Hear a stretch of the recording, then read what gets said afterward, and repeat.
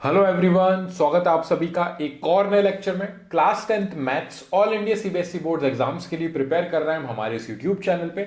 Unit wise सभी exercises के questions plus example समझाता हूं मैं यहाँ पे। हमारी करंट यूनिट चल रही है अर्थमेटिक प्रोग्रेशन एपी, और उसके एक्सरसाइज 5.3 के क्वेश्चन नंबर 3 के 10th पार्ट को हम समझने वाले हैं। ये हमारा लास्ट पार्ट है क्वेश्चन नंबर 3 का। इससे पहले वाली वीडियोस में मैं बाकी सारे पार्ट समझा चुका हूं। उसके बाद हमारा क्वेश्चन 4th स्टार्ट होगा नेक्स्ट वीडियो में।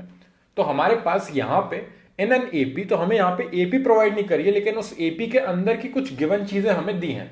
फॉर एग्जाम्पल हमें लास्ट टर्म पता है 28 है, सम ऑफ एन टर्म्स पता है हमें 144 है, नंबर ऑफ टर्म्स हमें 9 गिवन दिए हैं, और फाइंड हमें करके लाना है फर्स्ट टर्म यानी कि स्मॉल ए। ठीक है, सो हमें यहाँ पे सॉल्यूशन में सबसे पहले मैं एक बार और मेंशन कर रहा हूं, हमें गिवन दे रखा है लास्ट टर्म जो कि है 28, और लास्ट टर्म को हम nth टर्म से भी रिप्रेजेंट करते हैं जिसको हम बोलते हैं an। ठीक है, सो यहां पे ये दोनों चीज एक ही हैं, और इसकी वैल्यू 28 हमें गिवन दे रखी है। हमारे पास सम ऑफ n टर्म्स है, सम ऑफ n टर्म्स वो है 144। ये एक और हमें इंपॉर्टेंट चीज गिवन दी है उन्होंने क्वेश्चन में, और नंबर ऑफ टर्म्स है हमारे पास 9। So total number of terms हमारे पास 9 है, और हमारे पास nth टर्म यानी कि लास्ट टर्म 28 प्रोवाइड कराया गया है। फाइंड करके हमें लाना है फर्स्ट टर्म, फाइंड करना है हमें ए की वैल्यू। ठीक है, सो यहां पे सबसे पहले ये जो nth टर्म है, लास्ट टर्म है, इस nth टर्म का एक फॉर्मूला होता है जिसको हम लिखते हैं a plus n minus one into में डी। ये हमारा फॉर्मूला होता है जिसको हम l से भी रिप्रेजेंट कर सकते हैं, l is equal to a plus n minus one into में डी। सो इवेंचुअली हो क्या रहा है, हमारा फर्स्ट टर्म रहता है एपी में, देन हमारा सेकेंड टर्म आता है, देन हमारा थर्ड टर्म आता है, एंड सो ऑन। इस तरीके से nth टर्म तक हमारी एपी रहती है, और जो हमारा nth टर्म होता है वही हमारा लास्ट टर्म होता है, इसलिए हम उसको l से भी रिप्रेजेंट करते हैं, जो कि हमें क्वेश्चन में गिवन दिया है, l इज इक्वल टू 28। ठीक है, सो यहां पे ये दोनों चीज इक्वल होती हैं, और इस nth टर्म का फॉर्मूला हमने एक्सरसाइज 5.2 में समझा भी था किस तरीके से फॉर्मूला ड्राइव हुआ है, प्लस मैंने इसके आपको कम से कम 20 क्वेश्चंस करवाए हैं। ठीक है, सो ये फॉर्मूला काफी इजी है मेमोराइज करने के लिए भी, और जिसको मेमोराइज करने में दिक्कत आती है वो जाके वो वीडियो देखे जिसमें मैंने ये फॉर्मूला ड्राइव करना बताया है। तो मैंने ये एक्सप्लेन किया है किस तरीके से ये फॉर्मूला बना है ओरिजिनली। ठीक है, so a n is equal to a plus n minus one into d, और हमारा nth टर्म को हम लास्ट टर्म भी बोलते हैं, इसलिए l से भी हम इसको रिप्रेजेंट कर सकते हैं।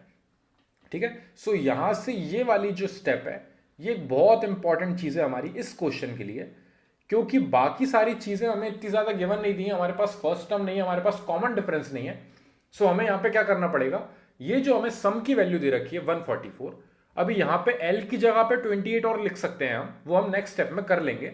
हमारे पास सम की, सम ऑफ n टर्म्स की हमारे पास वैल्यू है 144, Sn इज इक्वल टू 144, और हमारा Sn का फॉर्मूला होता है Sn is equal to n upon two bracket में 2a plus n minus one into में डी।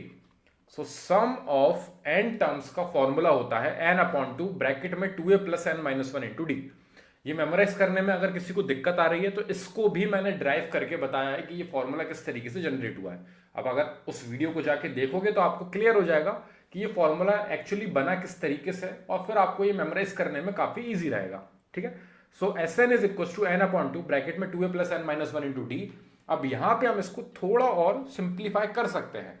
सबसे पहले तो n की जगह पे मैं 9 लिख सकता हूं वैल्यू। ठीक है, तो मैं यहां पे 9 लिख दूंगा, लेकिन उससे पहले मैं एक और चेंज करूंगा इसमें। Sn is equal to n upon two, ये जो 2a है मैं इसको स्प्लिट कर लूंगा a प्लस ए के टर्म्स में, क्योंकि a प्लस ए 2a होता है, ट्वाइस ऑफ फर्स्ट टर्म। तो मैंने उसको a प्लस ए लिख लिया plus n minus one into में डी। ठीक है, अब यहां पे आप इस फॉर्मूले की जगह डायरेक्टली एक थर्ड फॉर्मूला और जो बन के निकलता है इसमें से, आप उसको यूज करोगे, जो कि इवेंचुअली होता क्या है, Sn is equal to n upon two bracket में a प्लस, ये जो a plus n minus one into d है, ये आप देख सकते हैं a plus n minus one into d, इसको हम l से कर देते हैं रिप्लेस। और ये फॉर्मूला भी मैंने आपको बताया है, सम के फॉर्मूलेस जब मैंने स्टार्टिंग में आपको समझाए थे तब मैंने बताया था कि इसको इस तरीके से भी लिखा जाता है। तो आप डायरेक्टली इसको यूज करके क्वेश्चन सॉल्व करोगे तो आपको कोई दिक्कत नहीं आएगी और डायरेक्टली आपका आंसर जल्दी निकलेगा। ठीक है, लेकिन अगर किसी को ये फॉर्मूला बनाना नहीं आता है, ये याद नहीं है, तो मैंने यहां पे एक्सप्लेन किया किस तरीके से होता है ये।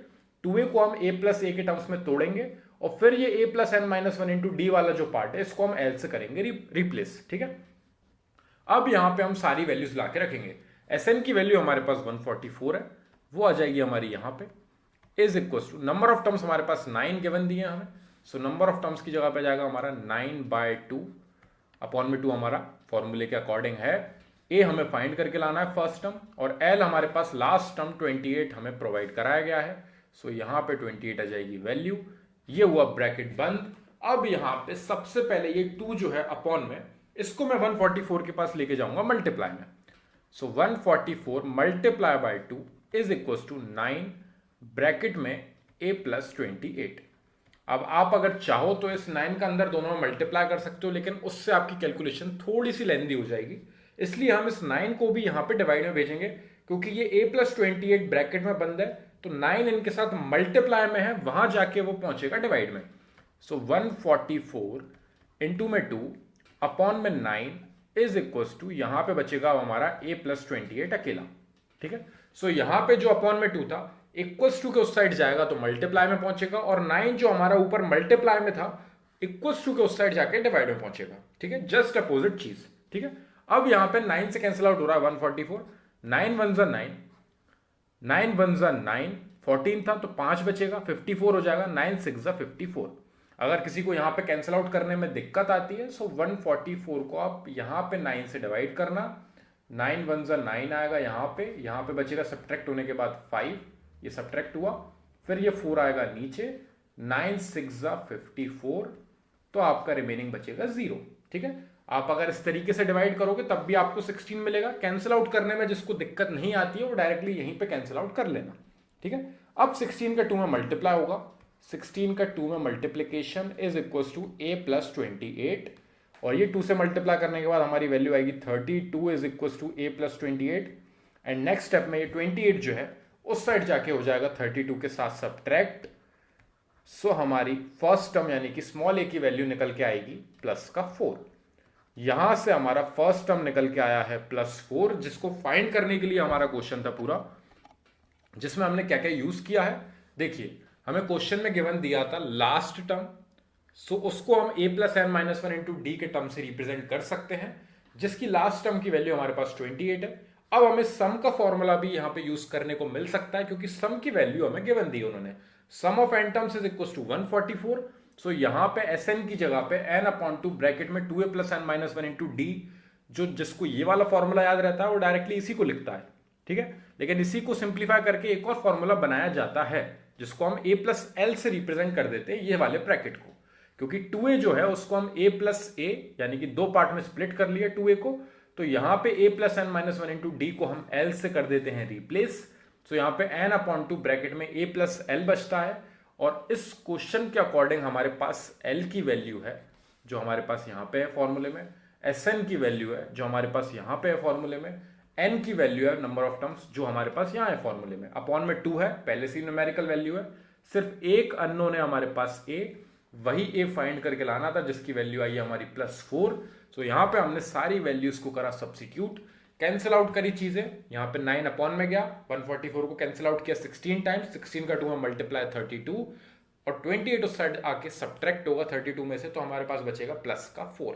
अब आपका फर्स्ट टर्म प्लस में आ सकता है, माइनस में आ सकता है, फ्रैक्शन में आ सकता है, फर्स्ट टर्म आपका किसी भी तरीके से निकल के आ सकता है। प्लीज कंफ्यूज मत होना कि माइनस में क्यों आ रहा है हमारा आंसर या फिर पॉइंट में क्यों आ रहा है हमारा आंसर, किसी भी तरीके से आपको रिजल्ट मिल सकता है। सो आई होप ये क्वेश्चन आपको समझ में आया हो। ये आपको 2 मार्क्स में या फिर मल्टीपल चॉइस में आपको 1 मार्क्स में पूछा जा सकता है। सो इस टाइप के क्वेश्चंस पे प्लीज वर्क करना, क्योंकि हम लोग क्या सेक्शन सी और सेक्शन डी पे इतना ज्यादा फोकस कर लेते हैं कि 4 मार्क्स और 3 मार्क्स वाले क्वेश्चंस पे, कि हम जो आगे के हमारे मल्टीपल चॉइस है जिसमें हम मार्क्स गेन कर सकते हैं, वहां पे हम गलतियां करके आ जाते हैं। तो ये बहुत छोटे छोटे ईजी क्वेश्चंस आते हैं जिसमें आपको सिंपल इस फॉर्मूले में डायरेक्टली वैल्यू रखनी है और आपका आंसर निकल के आ जाएगा।